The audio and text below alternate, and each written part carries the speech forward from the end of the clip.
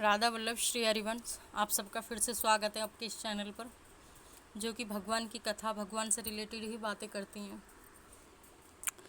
और जैसे कि सभी जानते हैं कि मलमास का महीना चल रहा है, पुरुषोत्तम मास चल रहा है, जिसे भगवान ने स्वयं अपना नाम दिया है। इसमें जो भी दान पुण्य सत्कर्म किए जाते हैं वो हमें कई गुना होकर मिलते हैं।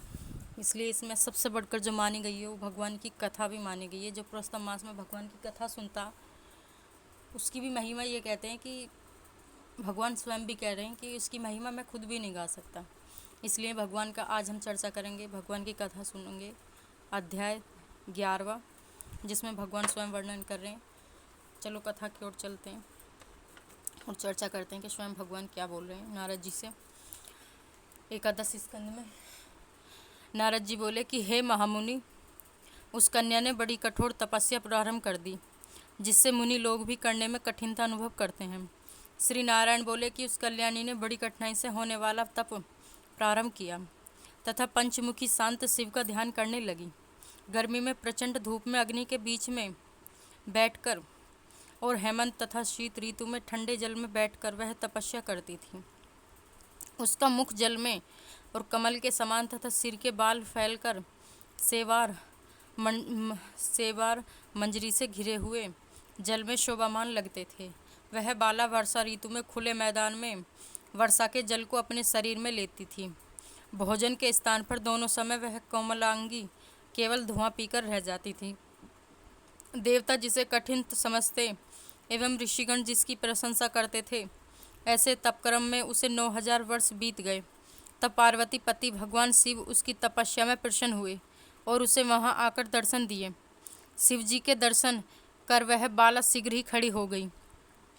तपस्या तथा प्रसन्नता के कारण कृष्णदेह भी हष्टपुष्ट दिखने लगी। उस बाला ने सिर झुकाकर भगवान शिव को प्रणाम किया। संसार पूज्य भगवान शिव का मानसिक पूजन किया तथा भक्तिपूर्वक इस प्रकार स्तुति करने लगी कि हे पार्वती नाथ, आपको नमस्कार है। हे प्रभु, जो आपकी शरण में आश्रय लेता है वह घोर संसार समुद्र में डूबा भी हुआ भी तथा प्रत्येक अंग से तपित एवं पीड़ित भी हो, वह काल रूपी सर्प भी की भयानक दस पीड़ा से पीड़ित भी हो, तब भी शरीर दुख से छूट जाता है। आपको नमस्कार है। इस प्रकार मन और वाणी से उस तपस्विनी ने महादेव जी की प्रार्थना की। उसकी प्रार्थना को सुनकर तथा उग्र तप से प्रसन्न हुए भगवान शिव बोले कि हे भद्र तपस्विनी, तुम दुखी मत हो। जो भी तुम्हारी मनोकामना हो वह हमसे मांग लो, मैं तुमसे प्रसन्न हूँ। हे राजन, इसको सुनकर वह कुमारी आनंद में डूब गई और सदाशिव से बोली कि हे दीनानाथ, आप अगर प्रसन्न है तो मुझे पति दें, मुझे पति मिले, मुझे पति दीजिए, मुझे पति की कामना है, पति दीजिए। संबाला से शिवजी बोले कि हे मुनि कन्या, तुमने मेरे सामने अपने मुख से 5 बार पति शब्द कहा है, इसलिए तेरे 5 पति होंगे और वह सूरवीर धर्मों के ज्ञाता, साधु एवं सन्यासियों के समान रहने वाले, सत्यवादी, पराक्रमी, यज्ञकर्ता, गुणों के कारण प्रसिद्ध, इंद्रियों को वश में रखने वाले राजा होंगे। श्री कृष्ण बोले कि शिवजी यह प्रिय वचन सुनकर वह बाला झुककर कातर स्वर से बोली कि हे सदाशिव गिरिजाकांत, संसार में सब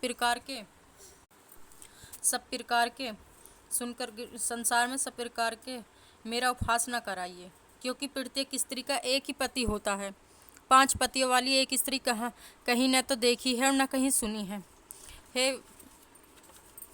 हे कृपा निधान, आपके सामने इस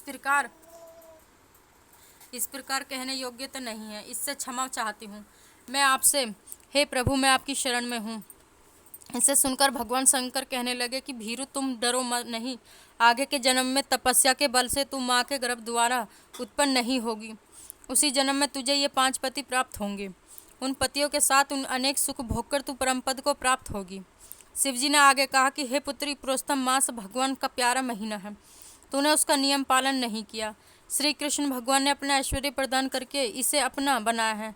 ब्रह्मादि देवता, नारद तथा मैं जिसकी आज्ञा पालन करते हैं, उनकी आज्ञा भला कौन टाल सकता है। हे मूढ़े, तूने संसार पूज्य इस मास का व्रत पालन नहीं किया। हे ब्राह्मण पुत्री, इसी कारण तेरे 5 पति होंगे।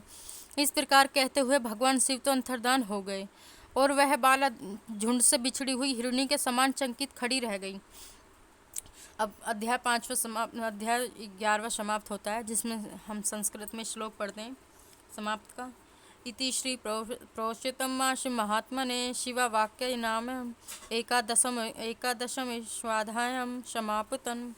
अध्याय 11वां समाप्त होता है, जिसमें भगवान शिव स्वयं उस बालक को वर देते हैं। अब आगे अध्याय 12वें में मिलते हैं। जब तक के लिए राधे राधे। श्री हरिवंश। और